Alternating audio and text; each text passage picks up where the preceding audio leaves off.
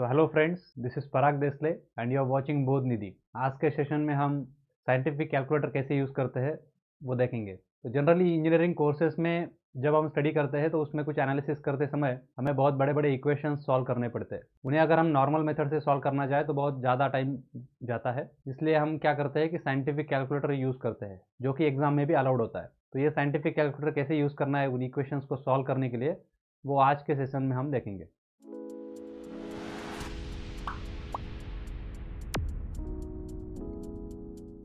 तो कैसियो का mostly FX991ES EMS ये जो सीरीज़ है वो बहुत फेमस है। अगर आप इंजीनियरिंग स्टूडेंट हो तो यही कैलकुलेटर आपने परचेज भी करना चाहिए। तो मैं आज 991ES सीरीज जो है वो उसको एक्सप्लेन करूँगा। उसका जो लॉजिक है वो सेम है MS के साथ भी। सो अगर आप कीज़ को ऑब्जर्व करेंगे तो उसके ऊपर 3 कलर्स मोस्टली हर की के साथ दिखाए हैं। जैसे आप देख सकते हो कि हर की के ऊपर वाइट लेटर्स में कुछ लिखा हुआ है, उसके इस साइड पे येलो में कुछ लिखा हुआ है और उस साइड पे पिंक में कुछ लिखा हुआ है। तो इसका कैसे यूज़ करना है वो हम देखेंगे अभी। तो सैंपल एक दो कीज के मदद से हम समझते हैं। जैसे बॉटम में दिख रहा है *10⁻⁴ वाला की, उसको कैसे प्रिंट करना है देखो। अगर मैं उसको डायरेक्ट दबाता हूं तो स्क्रीन के ऊपर *10⁻⁴ प्रिंट हो जाएगा। दिखा, मैंने डायरेक्ट दबा दिया। अगर मैं उससे उसके ऊपर जो पाई लिखा हुआ है इसको मुझे प्रिंट करना है तो वो कौन से कलर में लिखा हुआ है? तो येलो कलर में लिखा हुआ है। तो येलो कलर में जो कुछ भी लिखा रहेगा वो अगर मुझे प्रिंट करना है तो मुझे पहले शिफ्ट दबाना पड़ेगा। पहले क्या दबाना पड़ेगा? शिफ्ट लिखा हुआ है उधर, उसको मुझे पहले दबाना पड़ेगा, फिर उस की को ऑपरेट करना पड़ेगा। तो शिफ्ट वाला फंक्शन ऑपरेट होगा। जैसे मुझे पाई प्रिंट करना है तो मैं पहले शिफ्ट दबाऊंगा और फिर पाई प्रिंट करूंगा। जो कुछ भी पिंक में इधर लिखा हुआ है उसको अगर मुझे प्रिंट करवाना है तो मुझे अल्फा को ऑपरेट करके वो करवाना पड़ेगा। तो अगर मुझे ई प्रिंट करना है, स्मॉल ई, तो मैं क्या करना पड़ेगा? पहले अल्फा दबाना पड़ेगा और फिर *10⁻⁴ दबाना पड़ेगा। तो क्या प्रिंट हो जाएगा? ई प्रिंट हो जाएगा। हो गया। सिमिलरली हम देखते हैं अभी क्लोजिंग ब्रैकेट का की। देखो आप क्लोजिंग ब्रैकेट का की, उसमें क्या है? अगर मुझे ब्रैकेट क्लोज करना है तो मैं डायरेक्ट ए बटन दबा दूंगा तो व्हाइट वाला क्लोजिंग ब्रैकेट प्रिंट हो जाएगा। लेकिन मुझे अगर ये इन्वर्टेड कॉमा लेना है तो ये किसमें? येलो में है। तो येलो को कौन ऑपरेट करता है? शिफ्ट। तो पहले मैं शिफ्ट दबाऊंगा, दबाया, फिर मैं क्लोजिंग ब्रैकेट दबाऊंगा। क्या प्रिंट हुआ? कॉमा प्रिंट हुआ। ठीक है। उसी तरीके से अगर मुझे एक्स प्रिंट करना है, बहुत सारे इक्वेशंस में हमें वेरिएबल प्रिंट करवाना होता है एक्स, तो कैसे एक्स प्रिंट होगा? एक्स लिखा है पिंक में, इसलिए मैं पहले जाऊंगा अल्फा के ऊपर, अल्फा दबाऊंगा, फिर क्लोजिंग ब्रैकेट दबाऊंगा। क्या वो प्रिंट हो गया? एक्स। Is that clear? इस तरह से हम हर की को ऑपरेट कर सकते हैं। इट में बी व्हाइट, इट में बी पिंक और इट में बी येलो। अब अगर आप जब भी कैलकुलेटर यूज करना शुरू करोगे तो पहली चीज इंश्योर करना है कि वो डिग्री मोड में है या नहीं। वो कैसे चेक करेंगे? स्क्रीन के ऊपर आपको देखना है, यहाँ पे एक स्मॉल लेटर में डी लिखा होगा। यहाँ पे अगर डी है तो ही कैलकुलेशन शुरू करना है। यहाँ के डी के अलावा फॉर एग्जाम्पल आर रहेगा रेडियन के लिए, तो हमें उसको डिग्री मोड में पहले कन्वर्ट करना पड़ेगा, क्योंकि हम सारे एंगल जो है वो डिग्री में डालते हैं मोस्टली कैलकुलेशंस में। तो हमें डी कन्वर्ट करके लेना है। उसके लिए हमें शिफ्ट दबा के फिर मोड दबाना है। वो दबाते ही आपको ये 8 ऑप्शन मिल जाएंगे। उसमें से हमें डिग्री जो है वो 3 नंबर पे है, तो 3 दबाना है। 3 दबाते ही डिग्री मोड में आ जाएगा। देखिए, मैंने शिफ्ट दबाया, फिर मैंने मोड दबाया और फिर मैंने 3 नंबर दबाया, तो क्या आ गया? ऊपर डी आ गया। तो जब भी आप एग्जाम में जाओ तो पहला काम ये करना है, कैलकुलेटर का मोड डिग्री मोड में कन्वर्ट करके लेना है। अगर वो रेडियन में रह गया गलती से तो आपके सारे आंसर्स गलत हो सकते हैं। अब हम देखेंगे कि इक्वेशंस को कैसे सॉल्व करना है। तो उसके लिए क्या करेंगे? पहले मोड बटन दबाएंगे। उसमें क्या दिख रहे हैं? ये 8 ऑप्शन दिख रहे हैं। इसमें से हमें क्या चाहिए? इक्वेशन चाहिए। इक्वेशन कितने नंबर पे है? 5 नंबर पे है। तो मैं क्या सिलेक्ट करूंगा? 5 दबाऊंगा। दबाया तो किस मोड में चला गया? मैं इक्वेशन में। दिख रहे हैं 4 टाइप के इक्वेशन आ गए। तो अभी ये 4 टाइप के इक्वेशन कौन से होते हैं उसको मैं पहले समझाता हूँ। देखो, पहला इक्वेशन जो है क्या लिखा है उन्होंने? ANX + BNY = CN, मतलब इस तरह से। ठीक है। तो ये मतलब क्या है? इसमें आपको 2 अननोन दिख रहे हैं, x and y. How many variables are there? 2 variables है, एक्स और वाई। तो मतलब हमें हमारा मैथमेटिक्स का बेसिक रूल है कि हमारे पास अगर 2 वेरिएबल है तो कितने इक्वेशन चाहिए हमें? 2 इक्वेशन चाहिए। तो उन इक्वेशंस का फॉर्मेट क्या होना चाहिए? तो ये होना चाहिए ANX + BNY = CN। मतलब कैसे? देखो, ये 2 इक्वेशन दिख रहे हैं आपको। इसमें क्या है? U and A, for example velocity and acceleration, ये 2 वेरिएबल है। इनको मुझे फाइंड करना है। तो कितने इक्वेशन रहेंगे लगेंगे मुझे सॉल्व करने के लिए? 2 इक्वेशन लगेंगे। तो आपको देख रहे हो 2 इक्वेशन है, दोनों में क्या है? U और A है। तो जब भी ऐसा कुछ आपके आंसर में आएगा, सवाल जब सॉल्व करोगे आप, तो उसमें अगर 2 चीजें फाइंड करनी है तो आपके पास 2 इक्वेशन आ जाएंगे। तो उनको अरेंज कैसे करवाना है, तो इस फॉर्मेट में अरेंज करवाना है। मतलब क्या, पहला वेरिएबल का कांस्टेंट उसके साथ लेके पहला वेरिएबल ले लो, दूसरा वेरिएबल का कांस्टेंट उसके साथ लेके दूसरा वेरिएबल ले लो, जो कुछ बचेगा उसको इक्वालिटी साइन के उस साइड पे भेज दो, वो बन जाएगा सी। उसी तरह के दूसरा इक्वेशन भी अरेंज करना है। पहली टर्म में यू का वेरिएबल, यू का कांस्टेंट लेना है, दूसरी टर्म में ए का कांस्टेंट लेना है, और जो कुछ बच जाएगा इसके अलावा उसको इक्वालिटी साइन के उस साइड पे भेज देना है। इस तरह से आपने इक्वेशंस को रीअरेंज कर लिया तो आप इसको डायरेक्ट सॉल्व कर सकते हो। अगर नॉर्मल मेथड से सॉल्व करना चाहोगे तो क्या करना पड़ेगा, पहले इससे यू निकालोगे ए के फॉर्म में, उसको इधर डाल दोगे, फिर ए निकलेगा, फिर ए को किसी एक इक्वेशन में डाल के यू निकाल लोगे। ये आपका नॉर्मल मेथड हो गया। इसको बहुत टाइम लग जाएगा, गलती भी हो सकती है। इसको कैलसी में डायरेक्ट सॉल्व कर सकते हैं, तो कैसे देखेंगे। उसी तरीके से अगर 3 अननोन है तो समझो मेरे पास टेंशन 1, टेंशन 2, टेंशन 3, 3 अननोन है मेरे पास, उनको मुझे निकालना है। तो मेरे पास 3 इक्वेशन होने चाहिए, तो इनको भी इसी फॉर्मेट में अरेंज कर लिया मैंने। अगर हमारे पास क्वाड्रेटिक इक्वेशन है 2 डिग्री वाला, मतलब इस तरह से ax² + bx + c, तो मतलब क्या, पूरे इक्वेशन में एक ही वेरिएबल है। इस पूरे इक्वेशन में क्या है, एक ही वेरिएबल है, लेकिन वेरिएबल की डिग्री कितनी है, 2 है। तो उसको इस फॉर्मेट में अरेंज करना है। तो पहले क्या करना है, स्क्वायर वाली टर्म लेनी है, बाद में एक्स वाली मतलब 1 डिग्री वाली टर्म लेनी है, और बाद में बचा हुआ कांस्टेंट लेना है। इस तरह से उसको अरेंज करके इक्वल टू 0 करना है।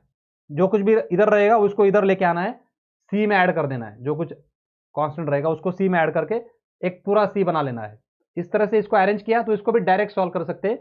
डिग्री 2 होने की वजह से इसके 2 आंसर आएंगे, कैलकुलेटर भी आपको 2 आंसर देगा, ठीक है। उसी तरह से 3 डिग्री का भी इक्वेशन होता है, हमें पता है। तो उस केस में उसको भी इस तरह से अरेंज कर लेना है। पहले क्यूब वाली टर्म लेनी है, बाद में स्क्वायर वाली, बाद में single x and then constant, equal to 0 करवाना है, ठीक है। इस तरह से अगर हमने अरेंज कर लिया तो इसको भी डायरेक्ट सॉल्व कर सकते हैं। इसमें भी हमें 3 रूट्स मिलेंगे क्योंकि ये क्यूब वाला इक्वेशन है, 3 डिग्री पॉलिनोमियल है, ठीक है। तो अभी इसको 1 बाय 1 कैसे सॉल्व करते हैं वो देखते हैं। सो नाउ अगर मेरे पास 2 इक्वेशन है और उसमें 2 अननोन है, तो इसको कैसे सॉल्व करेंगे। फॉर एग्जाम्पल मैंने लिया है यहाँ पे एक वेलोसिटी है और एक्सलरेशन है, ये 2 अननोन्स है। इनको मिला के क्या बन रहे हैं, 2 इक्वेशन मेरे पास है। यहाँ तक मैं आ गया हूँ। अभी इसको मुझे सॉल्व करना है। मुझे क्या फाइंड करना है, यू को फाइंड करना है और ए को फाइंड करना है। तो ये मैं डायरेक्ट कर सकता हूँ। तो इसको कैसे करेंगे, तो आपको समझाने के लिए मैंने इसको क्या किया है, ये फॉर्मेट आपको लिख के दिखाया है।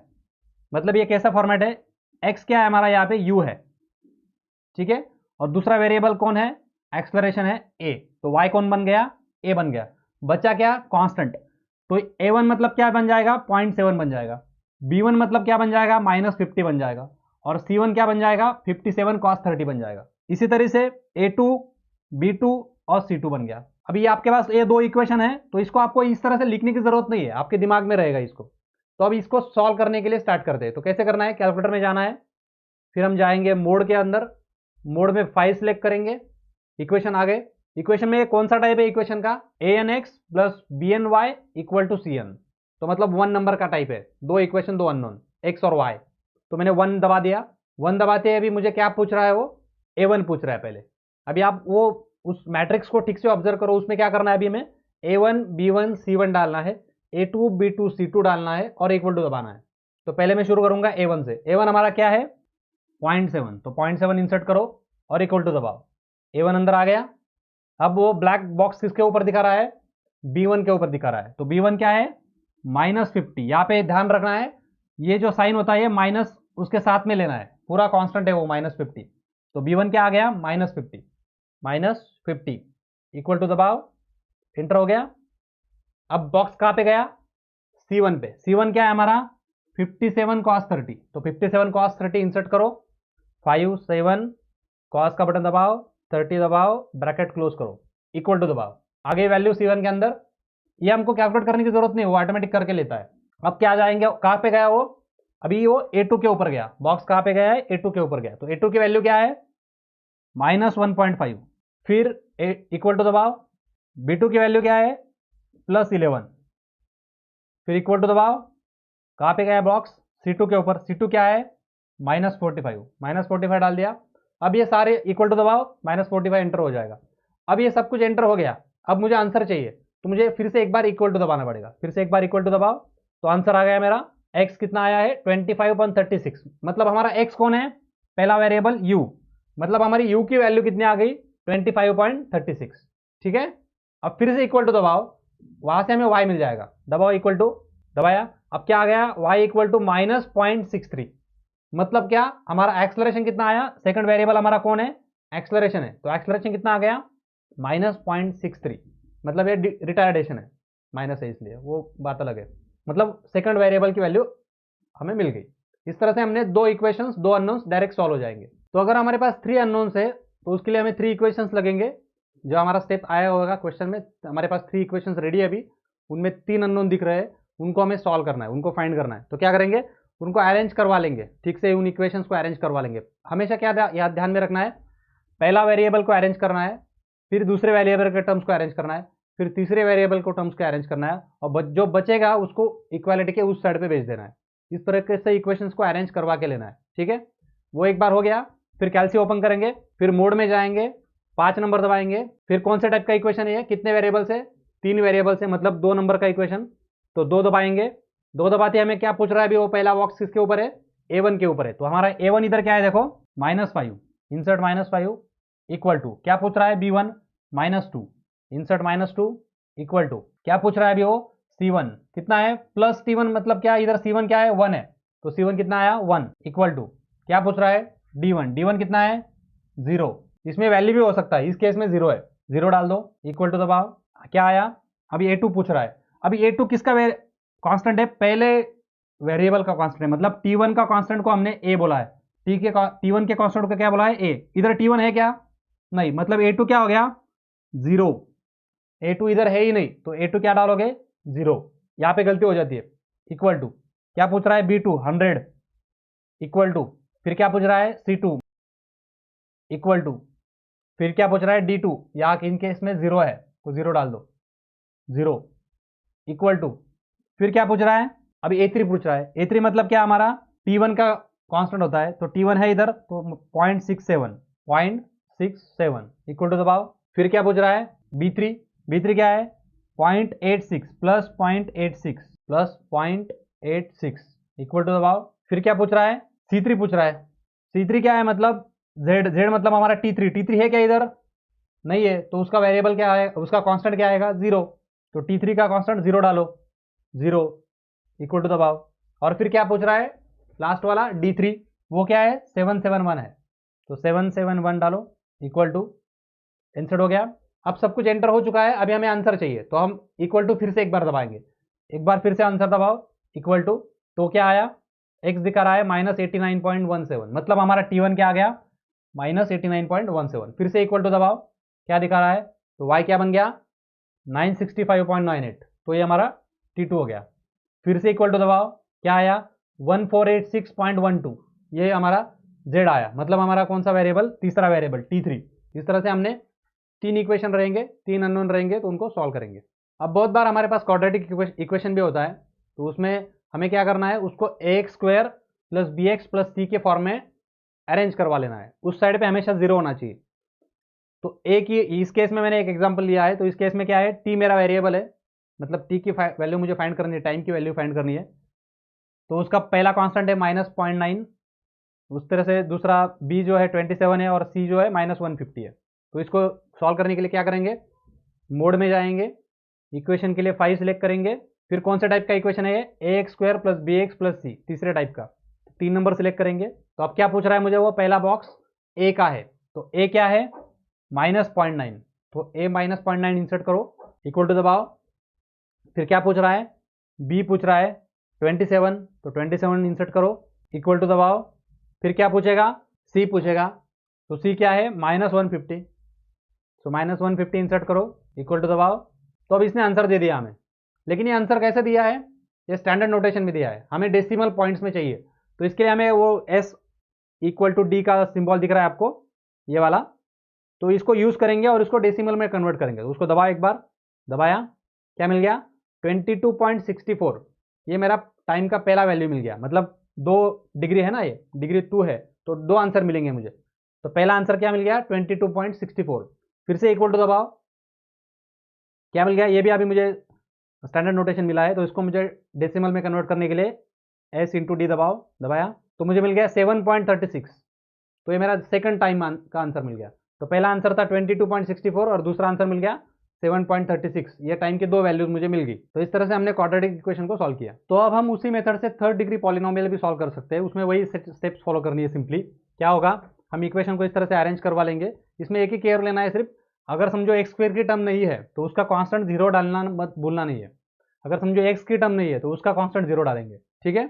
अगर डी है ही नहीं तो वो भी जीरो डाल देंगे। जो कुछ रहेगा वो इक्वालिटी साइन के इस साइड पे लेके आएंगे, फिर इक्वेशन में आंसर वैल्यूज को पुट करेंगे। तो कहाँ से शुरू करेंगे, मोड में जाएंगे, 5 नंबर सेलेक्ट किया, फिर कौन से टाइप का इक्वेशन है ये, 4 नंबर टाइप का इक्वेशन है, चौथे टाइप का है। तो 4 नंबर सेलेक्ट किया, फिर वो क्या पूछ रहा है, ए पूछ रहा है। ए की वैल्यू इस केस में क्या है, 1.5 है, साइन के साथ लेना है, यहाँ पे प्लस है तो ठीक है।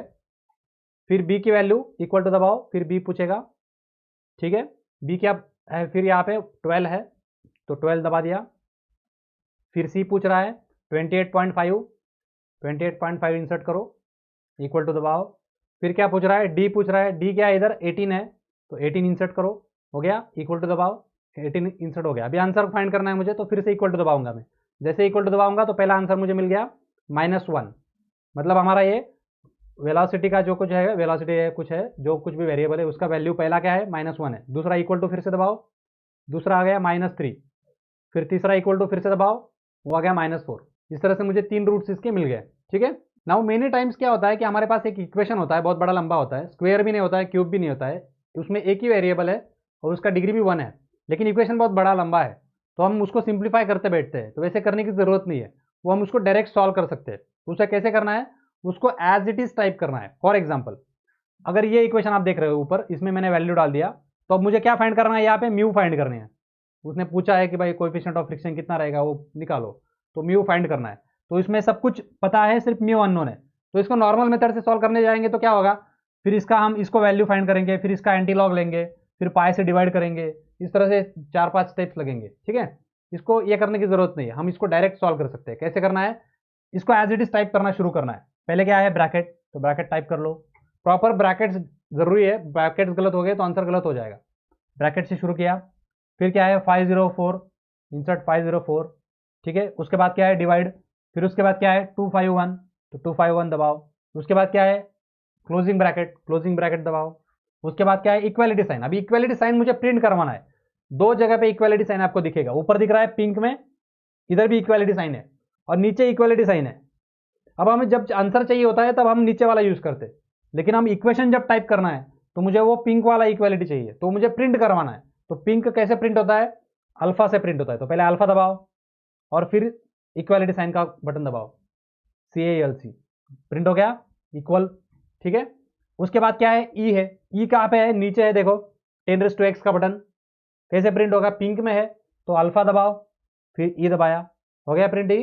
अब उसके बाद क्या है, ब्रैकेट है तो ब्रैकेट डालो। उसके बाद क्या है म्यू, अब म्यू क्या है, वेरिएबल है, ये मुझे फाइंड करना है, तो उसके लिए हमें एक्स नोटेशन देना पड़ेगा। तो एक्स कहाँ पे है, क्लोजिंग ब्रैकेट का बटन जो है एक्स के लिए है, लेकिन वो पिंक में है, तो अल्फा स्टार्ट करो, अल्फा और फिर क्लोजिंग ब्रैकेट, क्या प्रिंट हुआ, एक्स।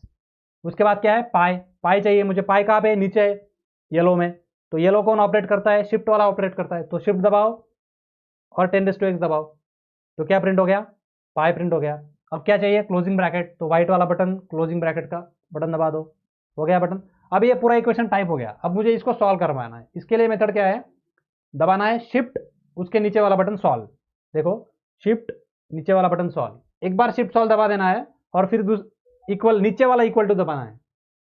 शिफ्ट सॉल्व दबा लिया हमने, अब नीचे वाला इक्वल टू दबा दूंगा, दबाओ, तो मिल गया आंसर मुझे म्यू, मतलब वो हमारा एक्स दिखाएगा। एक्स कितना आया फिर 0.2351, ये हमारा म्यू का वैल्यू है। तो इस तरह से हमने इसको डायरेक्ट सॉल्व कर लिया। तो फटाफट इसको एज इट इज टाइप करने का, शिफ्ट सॉल्व इक्वल टू दबाने का, डायरेक्ट आंसर मिल जाता है। या आप x² के इक्वेशन के लिए भी करोगे तो भी चलेगा, लेकिन उसमें क्या होगा, वो एक ही रूट देगा आपको, दूसरा रूट देता नहीं इस मेथड से, इसलिए वो अगर रूट वो नहीं चाहिए हमें, दूसरा वाला रूट चाहिए होगा, तो फिर वो यहाँ से नहीं मिलेगा, ठीक है। तो इसलिए आपको x² का इक्वेशन रहेगा, तो वो आप 3 नंबर वाला जो पैटर्न है इक्वेशन का वो यूज करो। तो इसका एक और एग्जाम्पल लेते हैं। देखो अभी क्या है, इस पूरे इक्वेशन को मैंने ऑब्जर्व किया तो मेरे को सिर्फ एफ मतलब फोर्स जो कुछ है वो अननोन है, बाकी सब कुछ क्या है, कांस्टेंट है। तो इसको सिंप्लीफाई करते बैठूंगा तो बहुत टाइम लग जाएगा, तो इससे अच्छा क्या है, इसको एज इट इज टाइप करो। पहला ओपनिंग ब्रैकेट से शुरू करो, फिर 130, फिर cos 25 प्रिंट करना है, कॉस प्रिंट किया। अभी कॉस में क्या कर रहा है, वो बाय डिफॉल्ट एक ओपनिंग ब्रैकेट दे रहा है, तो कॉस के बाद 25 दबाओ। अब हमका इसको पहले क्लोज करना पड़ेगा, हो गया, और बाद में हमारा ओपन ओरिजिनल वाला क्लोजिंग ब्रैकेट, तो 2 क्लोजिंग ब्रैकेट आएंगे, दिख रहा है। फिर उसके बाद +3 दबाओ, ओपनिंग ब्रैकेट, फिर उसके बाद 25 दबाओ, फिर उसके बाद +2 साइन, ओपनिंग ब्रैकेट, साइन का ऑलरेडी आ चुका है, 60 दबाओ, फिर साइन का क्लोजिंग ब्रैकेट करो पहले, और फिर ओरिजिनल क्लोजिंग ब्रैकेट, हो गया। फिर प्लस दबाओ।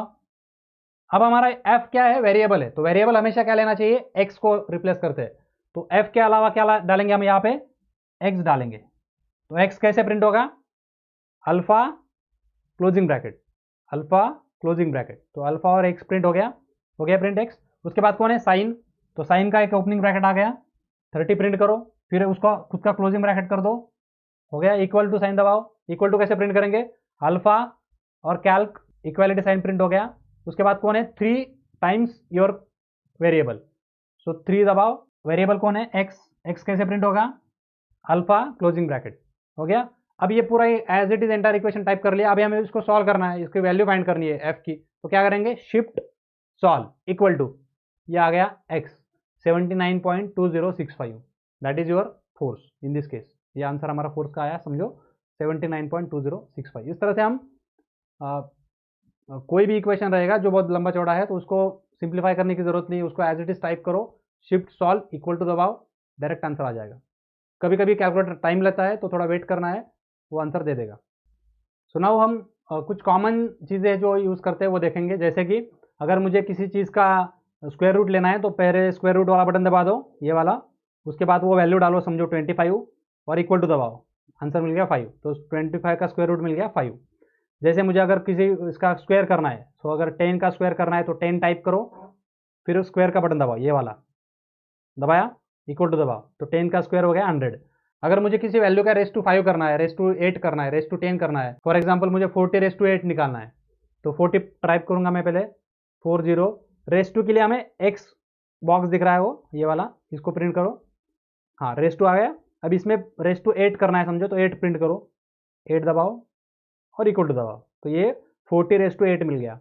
किसी चीज़ का लॉग लेना है तो लॉग दिया है, किसी चीज़ का लॉग टू द बेस ई लेना है तो वो भी दिया है। फिर अगर मुझे हाइपरबोलिक साइन प्रिंट करवाना है तो पहले ये हाइपरबोलिक प्रिंट करो और फिर साइन का बटन दबाओ, तो हाइपरबोलिक साइन प्रिंट हो जाएगा। अगर मुझे साइन दबाना है तो सिंपली साइन को प्रिंट करना है, वो व्हाइट में है। अगर मुझे साइन इनवर्स चाहिए तो शिफ्ट और साइन दबाना है, तो साइन इनवर्स मिल जाएगा। इस तरह से कॉस और टैन का भी ऑपरेट कर सकते हो। मैंने ऑलरेडी बताया है कि स्टैंडर्ड नोटेशन टू डेसिमल कैसे करना है, फिर पाई भी हमने प्रिंट करके देखा, फिर ई भी देखा, तो इस तरह से हम उसको नॉर्मली यूज़ कर सकते हैं। सो आई होप ये वीडियो आपको अच्छा लगा। अगर अच्छा लगा है तो प्लीज़ लाइक कीजिए, आपके दोस्तों के साथ शेयर कीजिए, चैनल पे नए हैं तो प्लीज़ सब्सक्राइब कीजिए। Thank you very much.